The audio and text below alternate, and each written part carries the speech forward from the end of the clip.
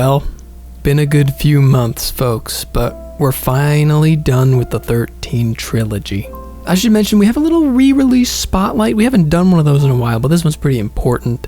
Around the time Lightning Returns came out, maybe a little before, they re-released a certain game called Final Fantasy XIV. We've now caught up to the release date of A Realm Reborn in our timeline, and that video is already done and you can watch it. We're currently working on Heavensward, gonna be fun. Hopefully we can get to that before that releases in the timeline. But there you go, 14's now out, 13's completely done. Let's talk about that. Originally called Final Fantasy XIII-3, the people behind it decided to call it Lightning Returns in hopes that it might bring people in who skipped 2, even though it's a direct sequel to 2 and you're gonna be really lost if you didn't play that one. Spoilers ahead for both 13 and 13-2, by the way. And also putting Lightning's name right in the title highlights that it's all about her loneliness throughout the 3 games, and this general theme of rebirth. No, not that rebirth. And now's the part in the video where I usually complain about some kind of problem with the PC port where I needed to install a bunch of mods and fixes. None of that. Lightning Returns is a decent port. It's actually fine. I didn't download a single mod and I didn't patch in any HD assets or anything. It looks fine, it plays fine. We did it, we finally got there. That's all I have for an intro. This is also the time we might be jumping into a book, but guess what? No books. No books either. There was going to be a book called Chronicles of a Chaotic Era, but it didn't come out because the author who was supposed to write it got sick and just couldn't get it out in time, and then they just said, don't write it, don't worry about it. We'll just not do a book this time. So there you go. I mean, we could just jump right into the game then, let's go. Final Fantasy XIII is popularly defined by its linearity, so the developers made it their focus to open the world up for exploration in the sequel. 13-2 still had a set order to do things, but you jumped across mini open worlds that even had their own side quests. Lightning Returns takes this even a step further, and it is now fully non-linear. Instead of a lot of small open areas, we now have just 4, a little bit bigger than the average 13-2 world, and that's the whole game. Each of these 4 areas has a specific story you have to experience all the way through in order to beat the game, but they can be tackled in any order at any time. It's crazy how far we've come.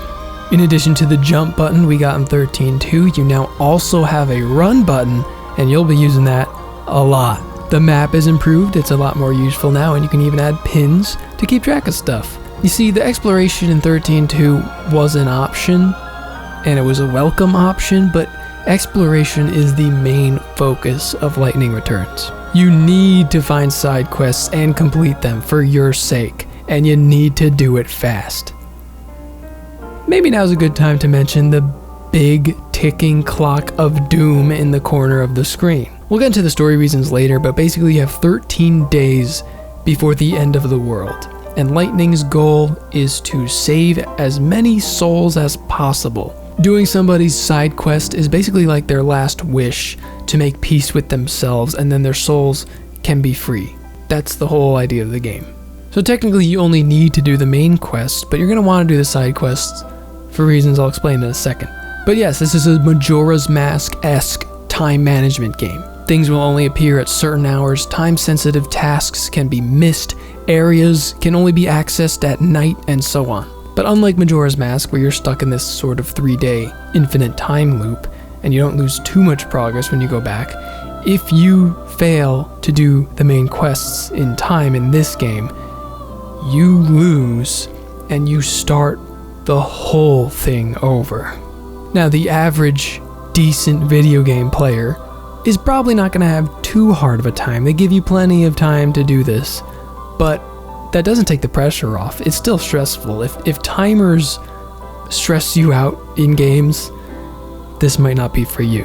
Luckily, you get to take advantage of a full 24-hour day, 6 a.m. to 6 a.m. Apparently, this is a retcon? I was not aware of this, I didn't catch this, but apparently in the original 13, all of the clocks in that game that you can see have 13 hours on them. The reasoning for this, I do not know. I guess they're just having a laugh. They love that number 13, man. They can't get enough of it. But they've shot their future selves in the foot because now, coincidentally, they're making a time management game, and it would be really dumb and confusing to have 13-hour half days for a total of 26-hour days that the player needs to keep track of. That would just be annoying. So now they've had to come up with a story reason for why the clocks are back to 12. So they say the day of Ragnarok was so powerful, God was so stricken, that is, the day of Ragnarok is when Fang and Vanille became the crystal at the very end of 13. He just had to take 2 hours away from humanity every day. So now we've gone from 26 hours to 24 hours. Also, he magically changed all of the clocks in the land to be 12 hours instead of 13. That is the reason they came up with, just because they put a little stupid Easter egg in the first game. They had to do that. I love it.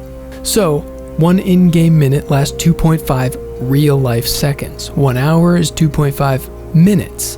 Multiply it by 24, and 1 full day in Lightning Returns lasts 1 real-life hour. Thank God time freezes in menus, cutscenes, and especially battles. Multitasking is the name of the game. There will be doors that block you till midnight, so you gotta go to another district and do that main quests. Along the way, pick up some side quests. You can have as many as you want, you know, like a normal game. God, remember 13.1? When you can only have one side quest, and then when you get a new one, you have to drop the old one. I'm still mad about that. That's so stupid. Trying to juggle all these things can be tough. You can miss out. You can forget something along the way and mess up your whole schedule you've blocked out for yourself. Like, oh, today I'm gonna do this, this, and this. Oh, but I got hung up. There's this one main quest that I missed twice. I missed my opportunity 2 days in a row to continue the main quest line, and I was really worried because I don't know if that was like 2 whole days. That's a lot, right? Was that bad? So I had a lot of pressure on myself. I was told this place is ready for me at like 6 p.m. but I got hung up doing other things. And then when I came up to the guy, he was like, oh, you got your ticket? I was like, yeah, I did that whole thing. I got my ticket. I'm ready. And he was like, but it ain't 6. I told you to be here at 6.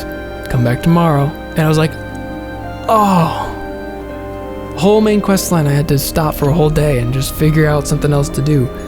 Got me worried. The next day, I was like, okay, just be there at 6. I can make sure of that. I'm fine with that. But then I got distracted doing a bunch of other side quests in a different area, and you have to take the train, and the train takes like 45 minutes. So like, I missed it again. But this is related to one of my biggest problems with this system. They use a 24-hour clock, aka army time or whatever you want to call it. 13 o'clock is 1 p.m., you know, that clock.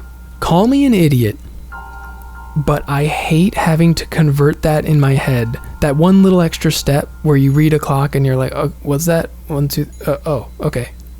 I hate that. Why do you make me do that all the time? In a game where the time is very important. It's just annoying.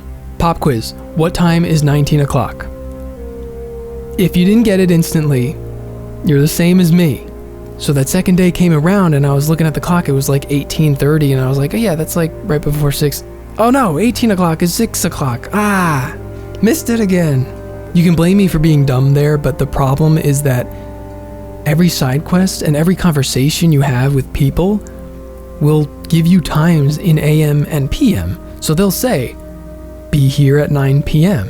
And you'll be like, okay, 9 p.m.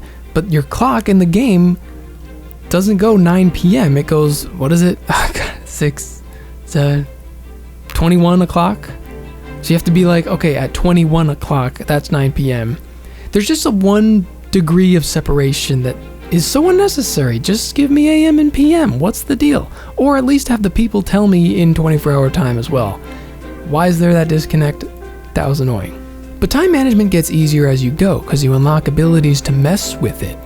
You can use energy points, or EP, to initiate chronostasis, freezing time for 30 in-game minutes. You can also teleport across the world for a hefty price of EP, but you'll avoid having to take the train, which could cost around 45 minutes, plus the time it takes to walk there.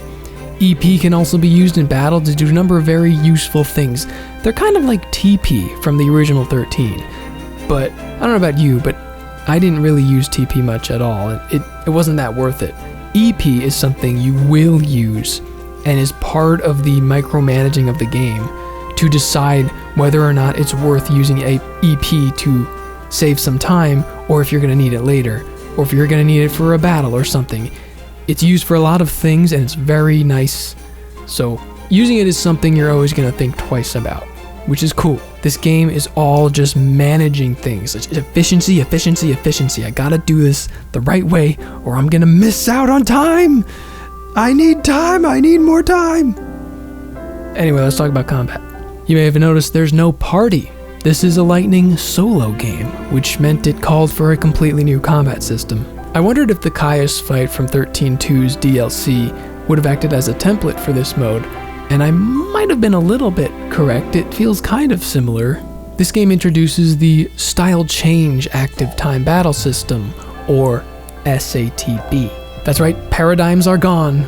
There's no more roles. For the first time, you have full control of your character's stats, abilities, and your 3 ATB bars.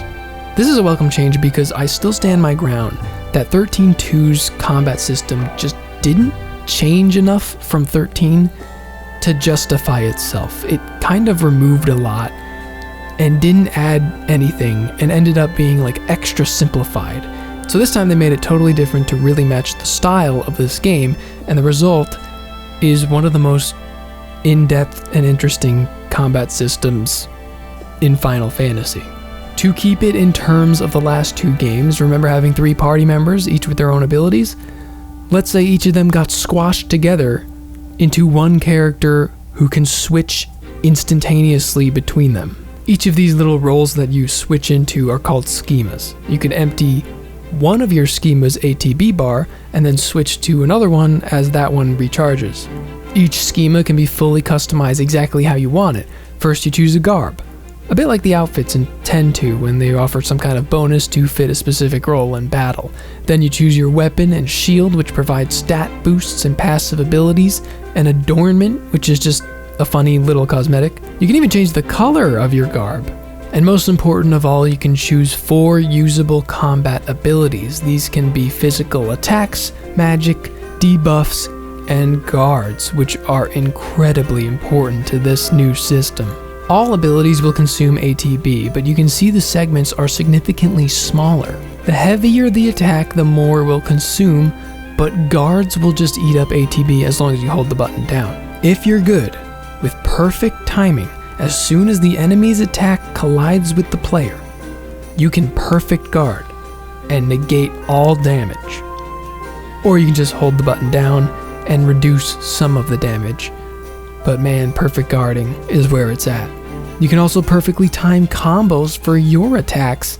That's right, combos. By hitting the attack button, again, as soon as you strike, the next attack will be stronger, and then you can keep that chain going a bit by tapping the button in a sort of rhythm, kind of like the original Crystal Chronicles. You can actually move your character around the battlefield to better position yourself for whatever you're doing, and healing is totally different. There's no longer a cure spell that you use, you just have a limited number of healing flasks that you must restore at certain checkpoints of the game. Fellas, this is an action game. I'd go as far to say it's the Dark Souls of Final Fantasy. It's only missing the dodge roll. Oh my god, she's doing it! She's doing it! So yeah, it's interesting to play this game during the wake of all the Final Fantasy XVI controversy. Oh, it's not a Final Fantasy game unless it's turn-based. Like, since when, bro? It's not a Final Fantasy game unless it has ATB. Like, do you not realize that ATB has been essentially redefined in every Final Fantasy game? 10 didn't even have ATB. This game uses the term, but essentially these are just 3 stamina/mana bars you'd find in any action game, such as Dark Souls. The last time in a mainline title that ATB meant what the original designers of that system wanted it to be was Final Fantasy IX. And I gotta say, by today's standards, a little bit boring. Okay, we'll save that talk for 16. Let's cut that part out. Note to self. So combat flow seems to rely much more on the individual fight. This game has a very big learning curve because it asks you to unlearn one major rule about ATB that was present in all the other games before it. The one rule of ATB is you gotta use it. You gotta spend the ATB bar immediately. When that bar is filled, that's the game telling you gotta attack. If you don't, the more time you spend waiting is the more time the enemy is spending not waiting and getting more attacks in than you. So it's about going fast, especially if you have a party member. It's about managing all that. But Lightning Returns asks you to be patient a little. And that was hard for me to do because I'm just not used to it. It was like up until the first boss when I realized that sometimes holding back and waiting for the right time to attack is the way to go, like an action game. Especially because staggering works a little differently in this game, but it matters a lot more. The stagger meter is now this weird wave where the amplitude determines how close the monster is to being staggered, and the frequency shows how fast the stagger value decreases. It's much less intuitive to read, but that's because your damage is no longer multiplied by that percent value that was in the last two games. Staggering doesn't always just stall the enemy. Sometimes it gives them debuffs or changes their form. Sometimes it sets you up for a second stagger. And you're not just building that bar the same way every time by spamming Ravager and Commando. Every enemy has some unique stagger condition, and it's almost always centered around timing. Sometimes you can stagger an enemy by performing a perfect guard on them, or attacking as soon as an enemy finishes attacking, or while charging a big move. Basically, the riskier you have to be, the more stagger you usually get. This also makes Libra more important than it's ever been. Libra is the only thing that works the same exact way across all three of these games. If you scan the enemy, you find out what they're weak to and their stagger conditions. You'll be looking at this a lot this time around. In 13.2, I almost never looked at it because it never mattered. The solution to every fight in 13.2 is to spam Commando and Ravager and then heal when your health is low. That was as complex as it got. I also wasn't a huge fan of what they did with the Crystarium in that game. So let's see how Lightning Returns handles the Crystarium. They threw it out. You don't gain XP or Christogen points or any of that in Lightning Returns. So how do you get stronger? Well, there's this hidden stat that they don't tell you about. And it's called skill. It's called getting good. But that's not the only thing. You can also synthesize abilities and level them up to give yourself a slight boost in battle. And there is an actual way to gain stat boosts. I told you the side quests were important. For every side quest you complete, you will get a very small boost in HP, strength, or magic. If you do a lot, it will add up over time. But nothing you upgrade, nothing you buy, nothing you change about Lightning will affect your ability more than simply getting good. I read someone's very long breakdown of the theory and mathematics behind the combat system, and they kept saying side quests are a crutch and you shouldn't need them. For a new player, I absolutely would not give them advice. Do as many side quests as you can. But the idea is, technically, you can skip every wild battle by just dodging the enemies. You can avoid every side quest, and as long as you have perfect timing for your guards and attacks and know what abilities that you need for each battle, you can just beat this game by being good. I think the world record for the speedrun is like under 2 hours. There's something really nice about knowing that at the end of this side quest, no matter what, I will get something that is worth it to me. Stats are always good. If they give me an item I don't care about, it doesn't matter because I'm getting a stat boost anyway. So all of a sudden, I have a great motivation to do every side quest I come across. One complaint about side quests, God, they talk so much. People in this game just give me their life story. I give someone a piece of food that they wanted, and they're like, they give me the whole speech about what it means to them and their life, and then Lightning asks questions about it, and I'm like, Lightning, don't you got a job to do? Shut up, you saved his soul. Like, I honestly, I just had to keep skipping some of the NPC dialogue. All dialogue is voiced in this game, so that's cool, but I just, like, shut up. This This is incredible. Everything is here in black and white. A groundbreaking dish.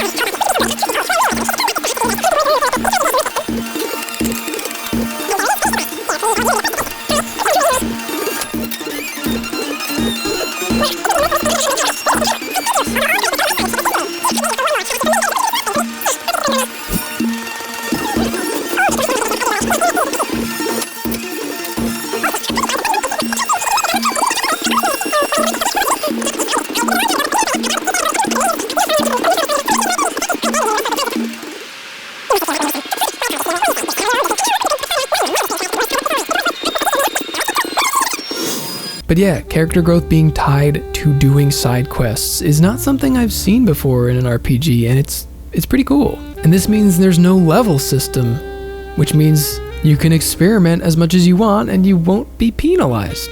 This is something I always bring up in every job system game. We run into the same problem. If you've seen all these episodes of REFFOID, you probably already know when you level up a job and then you want to experiment with another job, it's just time wasted because that job's too weak, and then you're not spending enough time powering up the job that's good, and then they both end up being underpowered if you decide, like, experimentation is usually frowned upon because of that, and that always bothers me. But in this game, you can freely change any aspect, any piece of equipment that Lightning has for as long as you want, and those old garbs will be just the same as where you left them. You can actually experiment in this game. And you have to, because some enemies are not going to work with your current garb, and you gotta switch it up. You gotta really learn how to fight people in this game.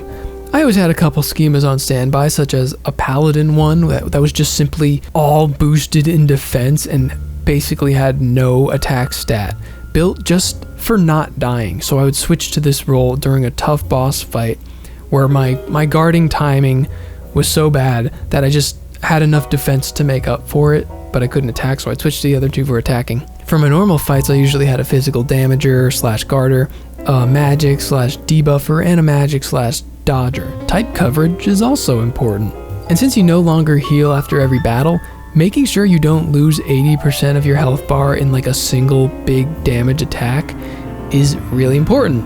There's this move called Mediguard. It was present in the last two games, but it's different here. It's a guard, but it's not great at blocking damage.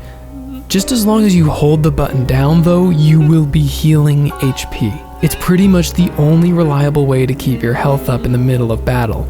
So now there's this whole other layer of sometimes in a wild battle, you're going to be stalling the fight, not finishing off the enemy because you just want to get some heals. But even a small enemy can end up really hurting you, so it's a risk and reward. Like, yeah, if I stay a little bit longer, maybe I can heal a little bit more. So you're just healing up at the risk of losing it all anyway because you're that bad at guarding, and oh my god, I ended up leaving the battle with less health than I started. Did I mention this game's kind of hard? I feel like I prefaced every explanation with, oh, this is really important, or this one's important. You gotta make sure you know this part.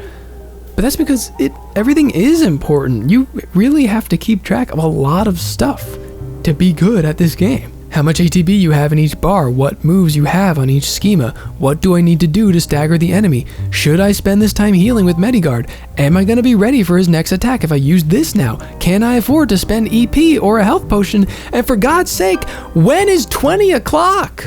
And by the way, if you do die in a fight, you are given the option of flying back to your last save, which could be pretty far away, or for no cost of EP or anything, you can just escape from the battle, but it will cost you 1 hour of in-game time.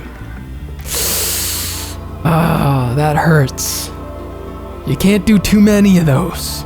It's pretty tense, but I only have one real complaint about it. Sometimes you'll enter a battle and the only way to really kill an enemy is to have a specific element that hurts it. Like, this guy's weak to fire and you need fire. Well, sometimes you won't have it. Like, sometimes you just didn't equip fire, you forgot to, or you were using other schemas for doing something else, you just didn't have fire. You just didn't happen to have fire. Why would you have every element, at every time?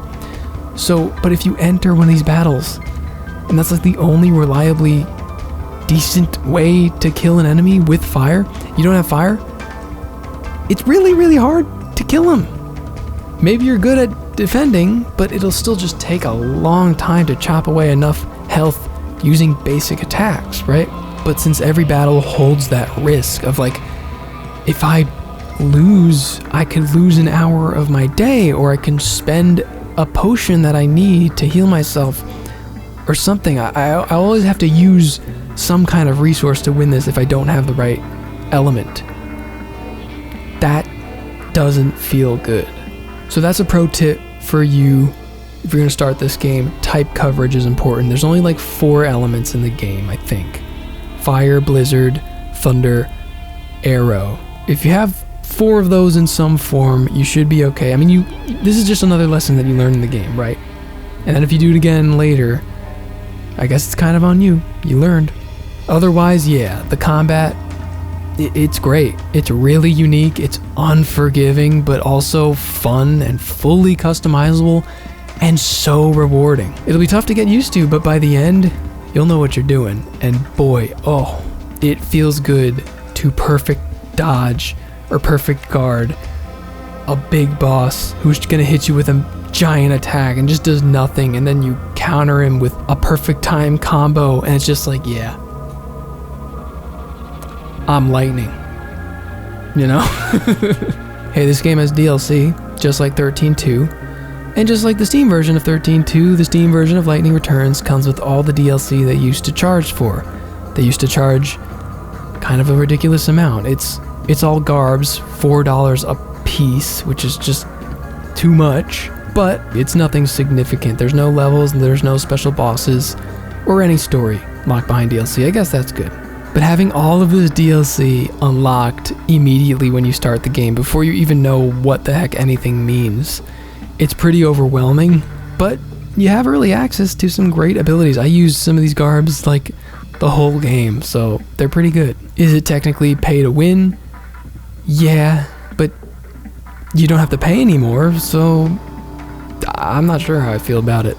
Plus, I'm not going to pass up the opportunity to put Lightning in a Cloud outfit after all the Cloud with pink hair allegations. You can even make her Tomb Raider and Yuna.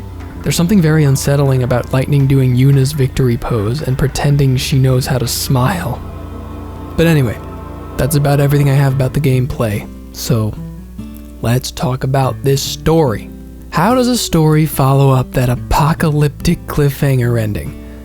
How does Lightning return after the world was completely enveloped by chaos, Sarah dies, and Lightning herself turns to crystal after a battle with Caius? We jump 500 years later. She wakes from her crystal stasis to become a servant of God.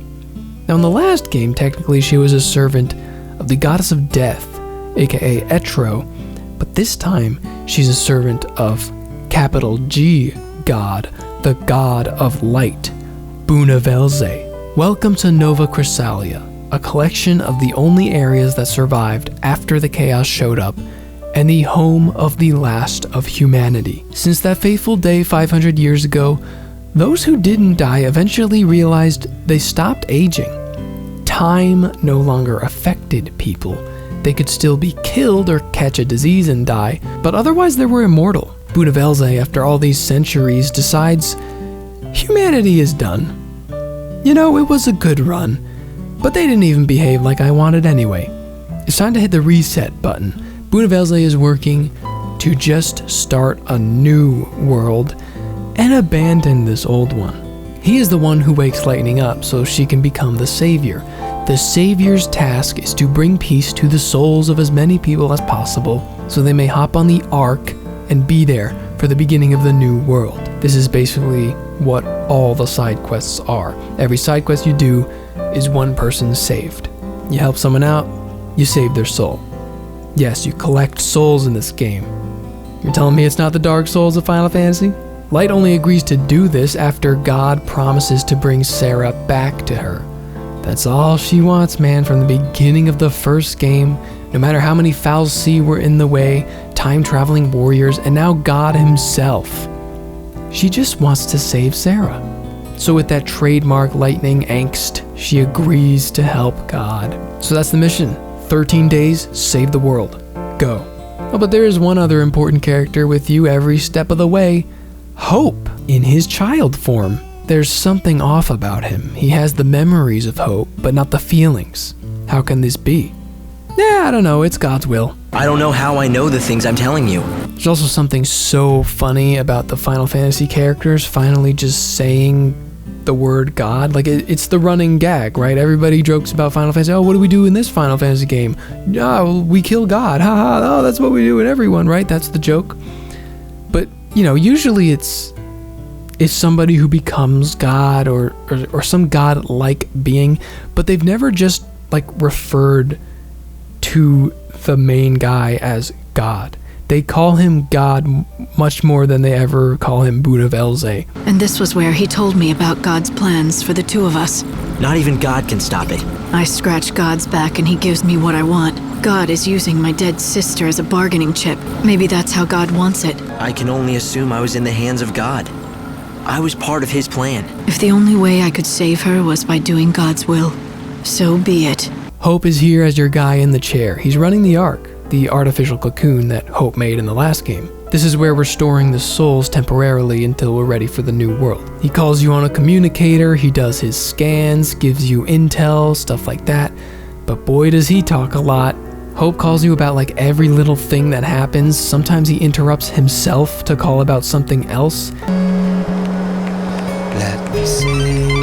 There's no sign of anyone suspicious around here. If you want to help out with the case, it might be... You need to follow the heretics. Be discreet and don't let them spot you. It's a bit annoying. It's just like what I said about side quests. Everyone's just talking. Everyone needs to shut up a little bit every now and then. Speaking of annoying, there's actually one last character that follows you around. A chaotic little girl who looks exactly like a younger version of Sarah. Her name is Lumina. Who is she? What is she? I don't know, but she's constantly popping up just to make Light angry. Anyway, since the story's non-linear and there's kind of episodic, sectioned off stories for each of the 4 areas, we're just gonna go through them one by one. Starting with the first area, the children of Etro are sacrificing girls with pink hair all across the city. Find out that this is simply just a warning to Lightning. This cult of Etro is very against what Lightning is doing, partnering with God, because Etro was against God too, so they don't vibe with the savior. All these murders are just to get Lightning's attention. They think she's destroying the world by what she's doing as the savior.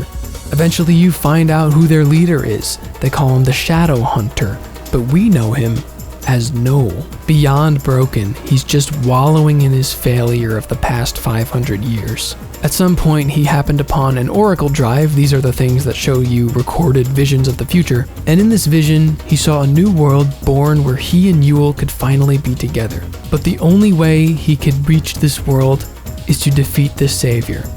Uh-oh, that's us. But you convince him he's wrong by beating him in the face.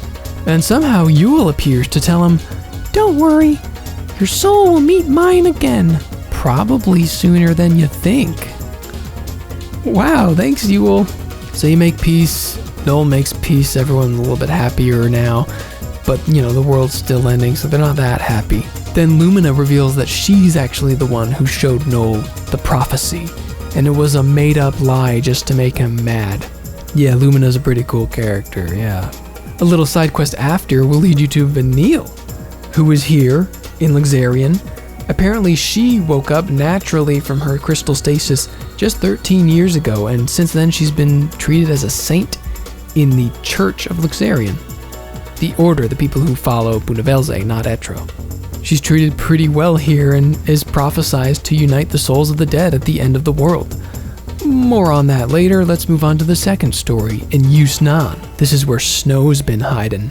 Snow is a patron of this high society resort, Las Vegas-y kind of area, wasting away after 500 years of guilt, just like Noel. And remember, he's still a Lassie from his Cactuar friend only seen in the books of 13.2. The only reference I can imagine might be related to his Cactuar friend is this big statue in the center of the city that could be a monument to his old pal. But still, pretty much nothing that Snow did in 13.2 mattered. The story here is pretty simple. Like, Snow had one goal, to protect Sarah, and he went off to do some random other time travel shenanigans, and then she died, so now he's just like, he just wants to die. Or become a Seath. So Light beats him up in the face, but then also convinces him to hold on to hope. She tells him that it's not too late, she has a deal with God, and maybe we can save Sarah. So why don't you hold on to hope instead of acting like a stupid fool? You stupid fool! The third story takes place in the Wildlands. It's probably the biggest of the four because it's a large open field and you can get a chocobo. This isn't just any chocobo. This is the Angel of Valhalla. And the main goal of the Wildlands to start is to just nurse him back to health. It's the most non-linear of the bunch because you can do this. You just need to feed him basically a certain amount of Gasal greens. I finally learned it's pronounced Gasal, not like Gashul, or I don't know what I pronounced it before. It's Gasal. And you get rewarded Gasal greens for doing like any type of quest around the Wildlands. So you can do this a number of different ways. There's probably a fastest way, I don't know what it is. But when you get them all up and running again, he lets you ride him around and you can unlock a jump for him, a little flutter glide. You learn a little bit about the power of the unseen chaos. The unseen chaos is the chaos that dragged Lightning away at the end of 13, or really just in 13 episode 1. The origin of the unseen chaos was from Yule. Yule's countless generations of birth and rebirth threaded together to form the fabric of chaos. This is, I guess, a better explanation than what we had before, but still, that moment still is just totally nonsense. It just happens because we decided it happened to make a sequel. Whatever. The Yules call you to the Temple of the Goddess, where you find Caius waiting for you. It's a big dungeon, you get to the end and you fight him.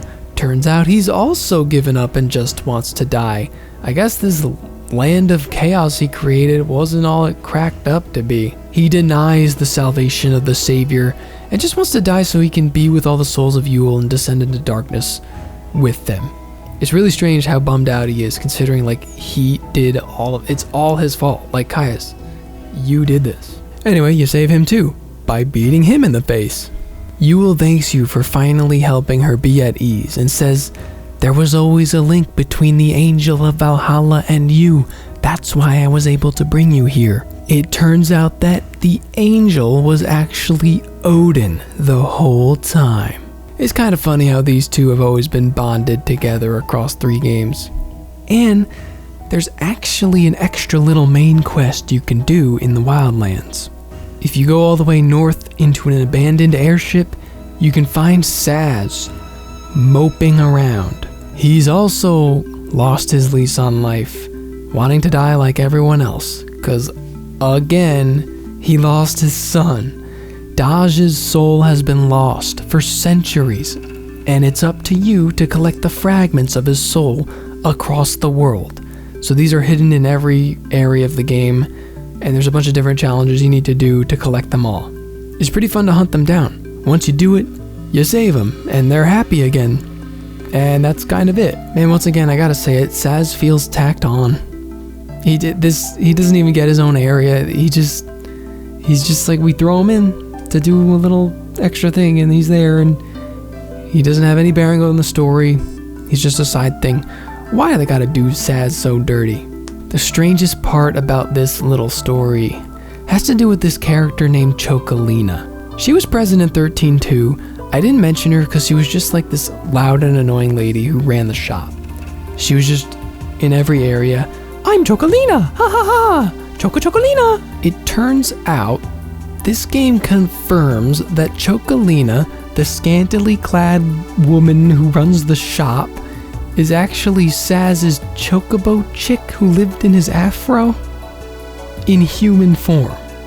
This human form was granted onto the chocobo chick by the goddess Etro in 13.2. I guess I missed that plot point. Why? I don't know. Let's move on.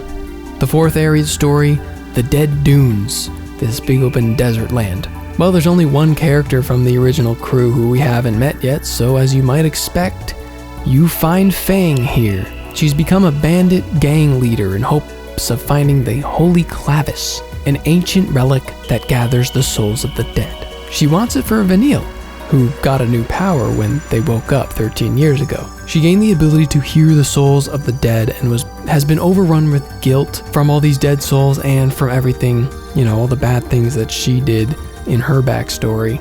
So she wants to save them, and she needs the Holy Clavis to do that. So you go on a little treasure hunting adventure with Fang into a desert temple to find it.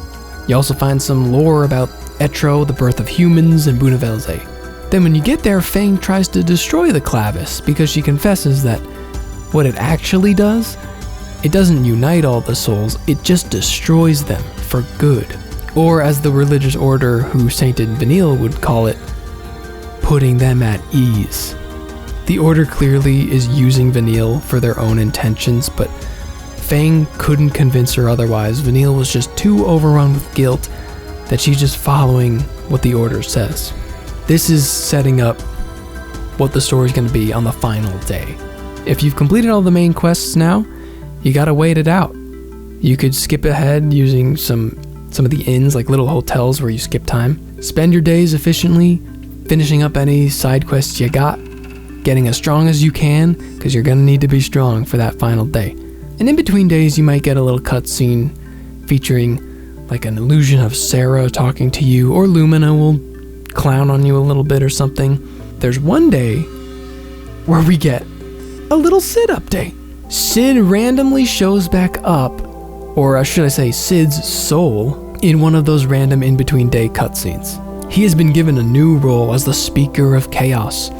He's all like, our souls are made from chaos, so we return to the chaos when we die. The soul song will kill the lost souls instead of bringing them to salvation.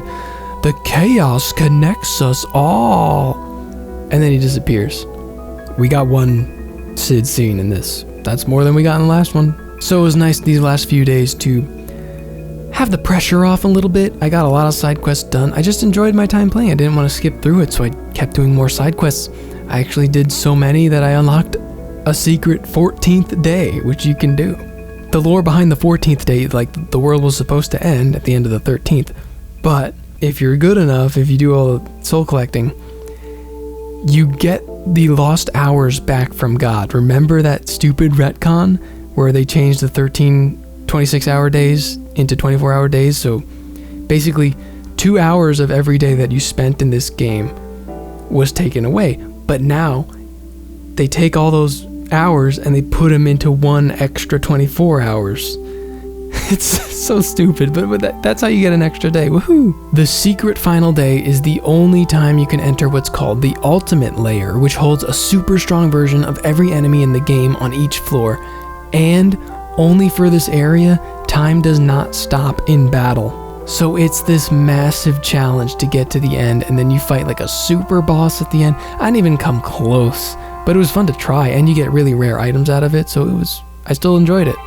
And I was about as prepared for the end of the world as I could have been. On the final day, the real Hope appears to say goodbye and reveals that the other Hope was really just a god puppet. Those illusions of Sarah that you saw before and some of the other people he talked to, all illusions, all fake, created by God just to manipulate you into doing his bidding. God was playing you. But at this point, both you and Lightning knew that was happening. You know how she is. If she has to kill God to make it work, she'll do it. So the one mission you have on the final day is to go to the church and stop Vanille from performing the soul song. And all the other characters we met along the way come in one last time to help you out, convince Vanille not to do it, and you finally find out why the Order wants to destroy these souls. Destroying the souls, because, what do you, die a second time? How does that work? Not really, it just erases the souls from, ever existing, from history. They're gone, they've never existed. And what the Order's trying to do is they're trying to limit those who can get to the New World to just, the 1%. Like the high society people. So it could be a perfect world. Oh, because we're all perfect, so the world will be perfect if it's just us. We don't want any of these peasants following us. And by erasing them from time, it'll also mean that the people, the Order, who probably caused them a lot of the pain in their life, will not feel any guilt because they're erased from history. So they just, when the order is just like, it's only us, only a select few elite will be in the new world, and we won't have to deal with those peasant people, and we won't feel guilt for calling them peasant people. Like, they just win on all the regards. Lumina reveals that she is a tomb created by lightning while she was in the crystal to keep Sarah safe. This is like where Sarah's soul was resting, within Lumina. She's just a vessel. But why does that explain why she's so annoying? It doesn't. Bunavelze continues using Hope as a puppet, finally coming up to Lightning and saying, "Oh, you're disobeying me, now I have to die, now I have to fight." Because now that we stopped Vanille, the tainted souls, the peasants, are going to be allowed in the new world. And Bunavelze doesn't want that either. He only wants the select few who will follow his every order. He doesn't want anyone speaking out of turn. So that plan's ruined, and I was just like, well, you know what? I'm just going to kill everything. I'm just going to destroy the entire world and everybody, including you. Everybody dies. How about that?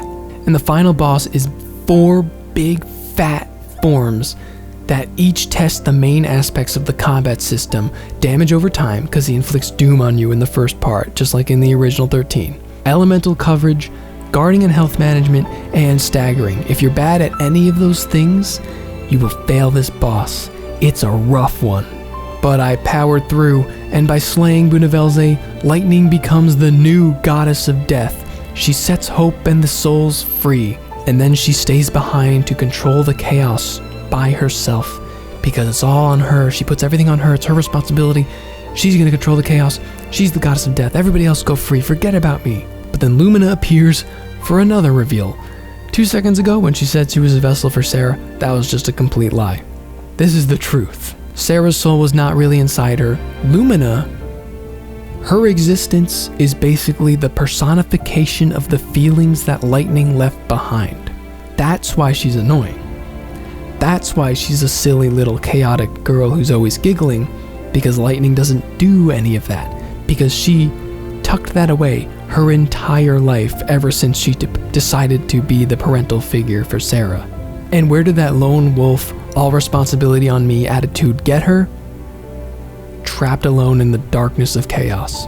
So by finally learning this, she realized what she's been doing wrong, and she, for the first time, calls out and accepts that she needs help from her friends. And so all the characters jump out of the chaos, and they come together and they shoot a giant laser and they kill God for good. And Lumina conjoins with Lightning, and they are one again. In this big cutscene, Lightning feels different. She smiles. She says those important words to Sarah, "I need your help." And for the first time since we've known her, she's not Lightning anymore. She's Claire. But then things pause a little bit to get back to the Caius plot point that was set up in the last game. Caius goes like, "Yeah, we don't need God.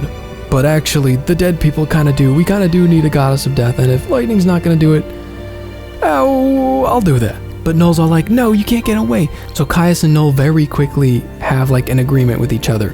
Caius becomes the goddess of death. He can watch over all of the dead Yules.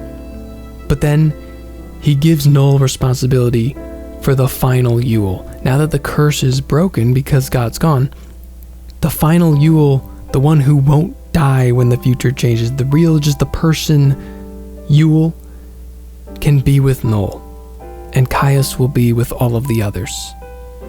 That's the deal. And they accept. Well, Null gets kind of forced into accepting, but it happens. This is an incredibly rushed capstone to that story, especially because, again, the way the last game ended, you'd think that this would be all about that, but it's just like in the last second, "Oh, this is what we're doing. Caius wants to do this now. Okay, bye." But they all join together like the other souls and begin new life in a brand new world as flashbacks of the trilogy plays. The end. But also, since I did so many side quests, I got the post-credits scene. We see Claire is coming off the train and smiles. That's it.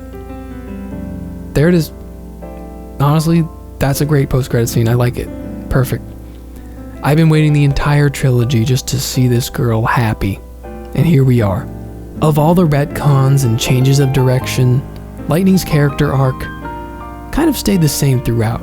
She just wanted her friends to be happy, namely Sarah, but all she ever knew was how to be a protector.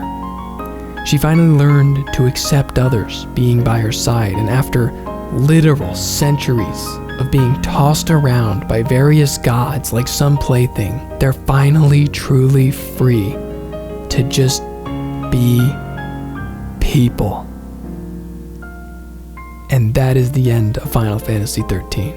Now, it's a similar ending to the original game, but now there's truly no one above. See, the gods, this is something I think they got wrong in the original, was they didn't focus enough on the Fabula Nova Crystallis lore, the gods and stuff. They were barely mentioned in that first game, if at all, maybe only in like data log stuff. I was informed by a certain someone from the future that I do need to review one more thing as part of the 13 trilogy. I kind of lied at the beginning. There is a book for this game. It was supposed to be 2 books and ended up being only 1, never released outside of Japan. There is a fan translation available only on a forum post of just a guy dumping it there. But there is a nice audiobook version, courtesy of those at Ultima Final Fantasy, which is another small YouTube channel, does Final Fantasy things. That's where I listened to it just for simplicity's sake. It's kind of quick. Let's just go over it. Complete the picture. Finish the Lightning Saga package. It takes place after the credits, but before the secret scene with Claire getting off the train. Man, it just feels weird calling her Claire. I don't know if I can keep doing that. The main character of the book is a local reporter named Aid, spelled like that. Aid is doing a story on the mystery of the shared foggy memories everybody seems to have of another world before this life. For her reports, she starts going around interviewing the cast of Final Fantasy XIII because they all have their memories intact. A lot of this first part of the story is just retreading stuff that happened in the games, so I'll skip ahead. Chocolina actually gets a small interview, and she leads the reporter to a restaurant where they have food that makes you remember things. This is weird. I mean, there is a side quest in the game. In Lightning Returns in the Wildlands, you meet a chef who's trying to make a meal, and you give him the ingredients for it to make the Nora Special. And when Lightning eats the Nora Special, it brings back memories of the good times with her and Sarah. So the reporter, Aid, in this book, eats the Nora Special and starts remembering things from her old life. She recalls that she may have been an unofficial member of Nora, that is Snow's little gang of rule breakers from the first game. She helped them expose the lies of the higher-ups by broadcasting footage of the Purge. She was just part of the exposing of them. This leads her to finding Snow through her connections at Nora, and Snow actually provides us with a little bit more information about what the heck was going on during those 500 years. He said that Hope's artificial cocoon, where we put everybody at the end of 13.2, eventually deteriorated and they had to move back onto land. But Snow stuck around. He became a protector for the people of Yusnan, and eventually he became the patron of the city. Then we get an interview with Noel and Yule, and Noel's all like, yeah, I'm the guy who pierced Caius's heart and unleashed chaos upon the land. That was me, sorry. And then Yule's like, yeah, I'm the one who bounded Caius's soul through the conflicting existences of my multiple beings. That was me, sorry. And they lead her to an interview with Fang and Vanille. They do the same thing as the others. They just kind of explain what happened in the past games, skipping it. Now, everybody in their interviews mentions Lightning at some point. She's a pretty important person to all of them. And the reporter always asks, can I get an interview with Lightning? Can any of you, just get me in contact with Lightning? And they won't do it for whatever reason. So she moves on, starts talking to Hope. Hope tells us right after the catastrophic ending of 13.2, he and his crew at the Academy did everything they could to determine humanity's survival rate and discovered that people could not give birth anymore. So regardless of whether or not we could age, extinction was just gonna happen. And he spent the rest of his time just trying to figure out how humanity can combat the chaos and maybe live a little longer. That is until Bunavelze kidnapped him and started puppeteering him in preparation for Lightning's arrival. God gave him illusions of a pink-haired phantom taking his friends away, infecting his dreams and blending them with reality, eventually sending Hope into a spiraling depression. Then the phantom lured him into Bonavelze's trap, where he became a vessel to trick Lightning. God decided to remake Hope's body in his child form, and that is the one we see throughout the journey of Lightning Returns. After failing at each turn to get an interview with Lightning, like the main character, she just kind of gives up, and then we go through a little bit of a time skip. Apparently, it only took a few months for a civil war to break out among the people in this new world, and Aid's doing a report on that. And there she runs into Caius. I guess this guy will never go away, even when he's the goddess of death, so supposed to be stuck in chaos. He's just here now, whatever. It's just kind of what he does. And he continues with his doomer rhetoric, claiming that everything Lightning fought for was for nothing. Humans are bad and greedy and will always end up killing each other, even if we create a new perfect world. It'll never be perfect. He just goes on. But he gives her the choice to fade into the chaos with him or to go back to the land of living. She chooses to live and work to uphold what Lightning and her friends fought so hard to create. After that revelation, another time skip happens and she becomes like a diplomat. She's actually trying to make an effort to change the world and make peace between the Civil War. She's on a train ride heading to an important meeting between the warring nations when she happens upon her old papers, her old interviews from months ago. She never published those interviews. She didn't want to put the spotlight on that crew and mess with their new happy lives. But as she's thinking, she sees someone getting off at the next stop. A woman with rose-colored hair and a look that strikes you like lightning. She goes, "Oh my gosh, oh, can I get an interview? Oh, I've wanted an interview for so long. Can I please just talk to you?" And she's like, "Sorry, gotta get off at this stop." I'll get off too. I don't have anywhere to, oh wait. Oh, I have a very important meeting. I can't just get off here. After dedicating her life to peace, she can't just pass this up to interview somebody. She has to make the decision because maybe, just maybe, this meeting could lead to peace among the world. And she has to take that chance. So she stays on the train, Lightning goes off, and she just thinks to herself what could have been. So it ends with Aid just contemplating to herself, I wonder what Lightning's up to, what she's doing, where she's going, who she's seeing.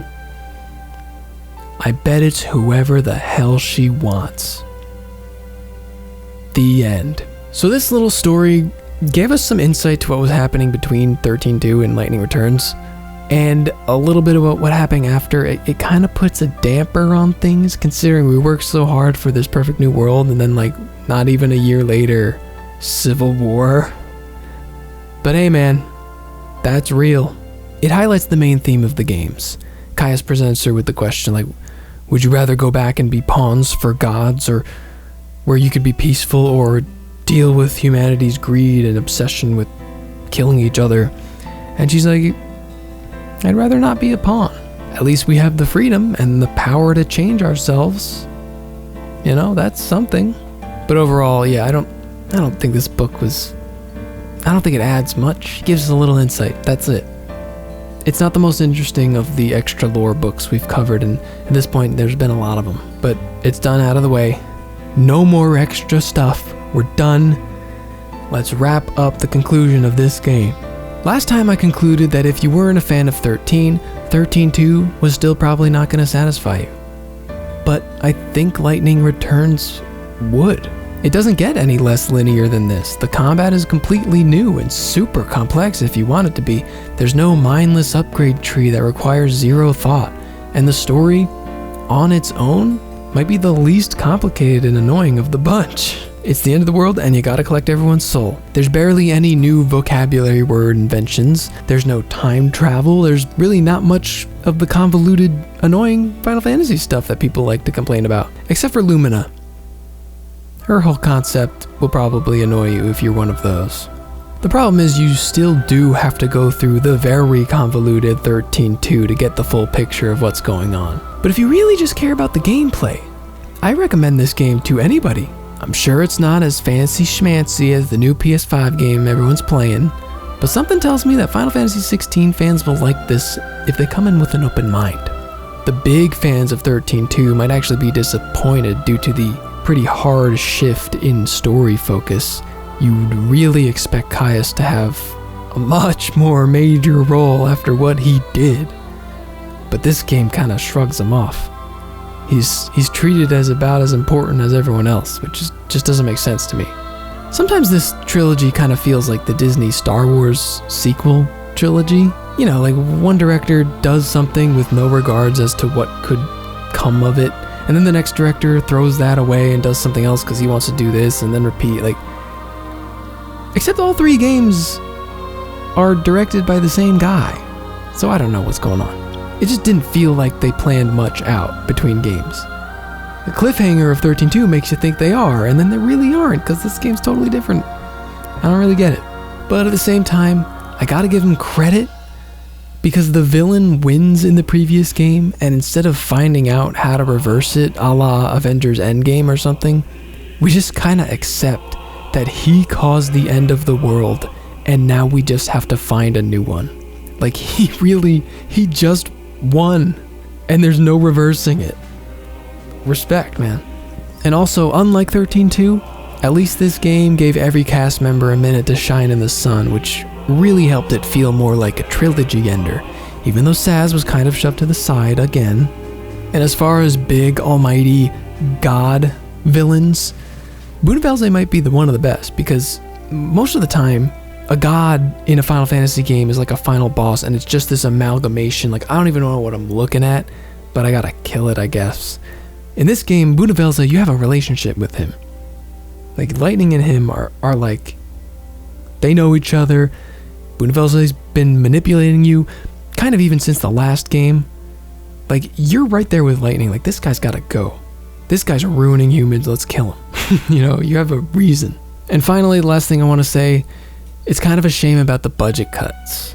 The 13 trilogy had diminishing returns with each game. You felt the difference in developer power from 13 to 13-2, but Lightning Returns is even cheaper. It hits you hard in the music part. There's a lot of reused music. There's a part I actually don't remember exactly where it was, but I feel like it might have been an ancient desert temple or something, and they were playing the casino music from 13-2. Like, that doesn't fit at all, man. I was like so taken back from that. Why is the Serendipity slot machine music playing? Maybe I wouldn't have given it a second thought if I hadn't played that game, but since that's where I first heard the song, it's always going to be the casino theme. Why are you playing the casino theme in the ancient desert temple? Don't understand it. This game was slightly rushed for a number of different reasons. They wanted to get it out before the PS4, they wanted to make sure it came out not too far from the last game, given the cliffhanger. So the fact that it actually delivered more new assets than 13-2 is impressive, but that doesn't mean I didn't notice where the corners were cut. The assets are new, but the level design itself is recycled multiple times within the game. Any sort of dungeon you enter features almost exact copies of the same hallway leading to the same square room, simply swapping the wall textures with something else to match the area. It's not the end of the world, but comparing the look and feel of the original 13 is night and day. We've come pretty far down in the presentation department. Okay, that's the end of that conclusion. Video's gonna end soon, I swear, but just one more bit. I know this video's already long, but whenever I finish a sub-series, I like to give my overall thoughts. So we're doing that here. As a trilogy, as one big story, it's not very consistent. The last game ties together Lightning's arc in a somewhat satisfying way, but we can't ignore that she was kind of absent from the whole middle game. But the story of these two sisters just going through to the ends of the earth just to find each other was always the root of everything that happened, regardless of how convoluted it was. That was probably the most consistent thing. Also, the reoccurring themes of choice, or lack thereof. And time, of course, is also a major theme. All three of these games are about a race against time to defy fate, and they each have strengths and weaknesses over each other. Real quick, let's rank them. The music. Landslide victory 13-2. They went extra hard on that, experimented with weird vocal tracks. It's a major vibe. And then 13-1 is second place. It's still great. Lightning Returns, also great. Great music. but not a lot that really stuck out to me. The competition is fierce, and Lightning Returns is definitely last, especially because of all the reused tracks. Presentation, landslide victory the first game. This is almost objective, like it just has the money, it just has that production value the other two simply do not have. I would kill for 13.2 and Lightning Returns to look as good as the original game, because aesthetically, they might have a chance, but the first game just has that power. The exploration/adventuring part of the game, I think Lightning Returns does it the best. It just gives you these 4 areas and says, go wherever you want, do whatever you want, whenever you want, unless there's something blocked by time. But I can see people enjoying 13.2 more just because of the different direction it went. To me, these are close together. Lightning just tips it out as first. Obviously, first game dead last. Combat. Lightning Returns. I've complimented it enough in this video. It's just so much more skill-based, it's much more engaging, much more customizable than the other two. That said, I like 13 second best because I really like the team I picked there, and even though the game only allowed me like 6 roles to choose from, using the roles in the right way in every battle was the challenge, and paradigm shifting was fun. 13.2 didn't vibe with me. It felt like a simpler version of 13. Paradigm shifting mattered less, everything mattered less, and of course I just didn't like monster hunting. In the final category, story. I think simply because of its linearity and focus on story most of all, we gotta give it to the first game.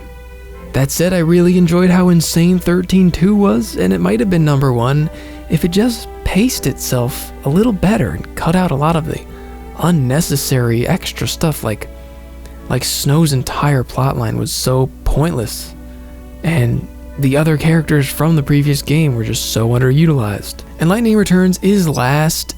I liked the story and I liked the ending, but it's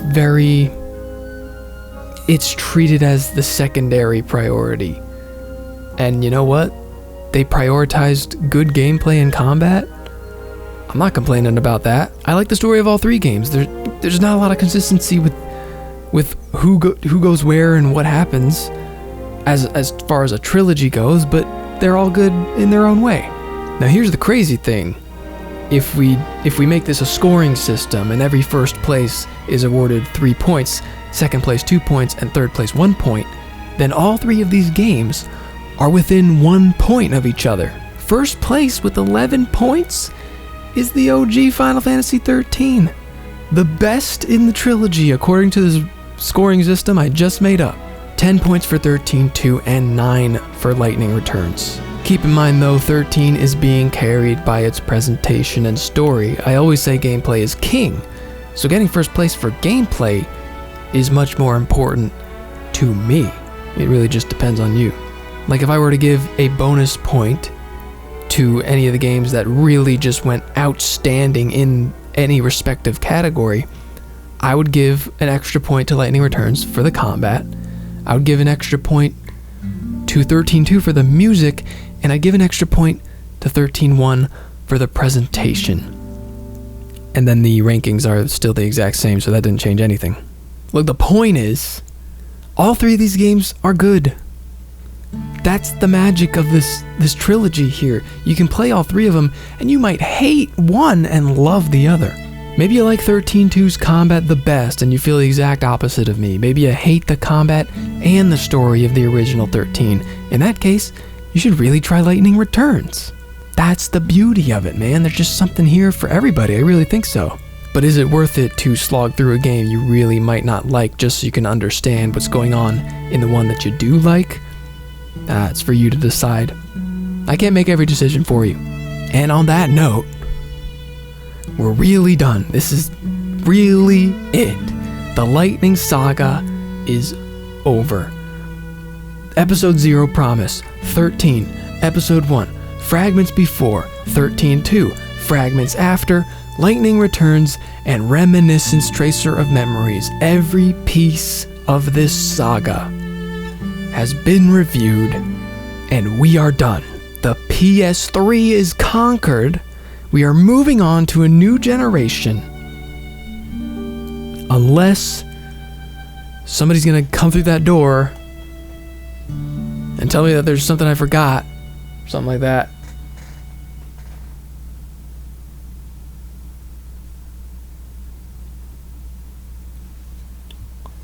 I guess we're good. I guess we covered everything.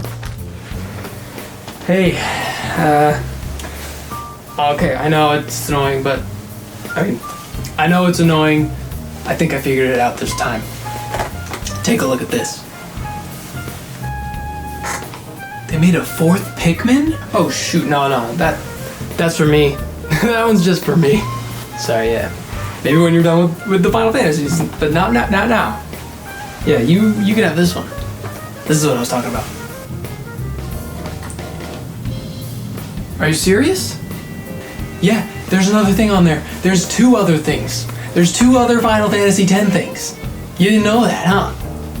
I talked about this game like 3 times. There's something else? I'll be gone, man. I'll be out of your life. Just review what's on that card. And another thing it's actually not on the cartridge. You have to. I'll tell you about it. I'll text you. All right. But if I'd agree to do this, that should mean that you go away.